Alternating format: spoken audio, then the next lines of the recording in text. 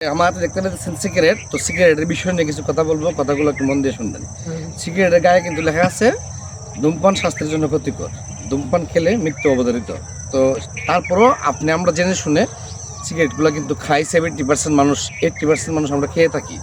তো মূল বিষয় হইল যে সিগারেটের দাম 6 টাকাটা 8 টাকা হয়ে গেছে, 8 টাকারটা 12 টাকা, 12 টাকারটা 20 টাকা, এরকমভাবে হয়ে গেছে। এক ভদ্রলোক দেখতে পেলাম টক শুতে, এমনি বলছে যে একটা সিগারেটের পিসের দাম 80 টাকা হওয়া উচিত।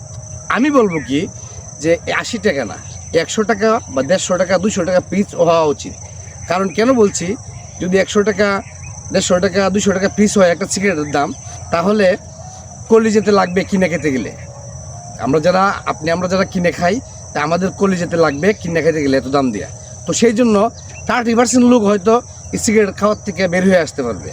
তো শরীর স্বাস্থ্য ভালো থাকবে, তো দীর্ঘদিন বাঁচতে পারবে, যত আল্লাহ তাআলা সৃষ্টিকর্তার আশীর্বাদে বাঁচতে পারবে। তো সেই জন্য বলবো যে টকশুতে যে উনি বলছে 80 টাকা হওয়া উচিত, আমি মনে করি 150 থেকে 200, 250 টাকা হওয়া উচিত সিগারেটের দাম। তাহলে কলিজাতে যখন লাগবে কষ্ট করে আর এই অপচয় করবেন না সিগারেটকে। তো সেই জন্য ভিডিওটা বানালাম। তো ভিডিওটা কেমন হলো অবশ্যই একটু কমেন্ট করে জানাবেন। সবাই ভালো থাকবেন, সুস্থ থাকবেন।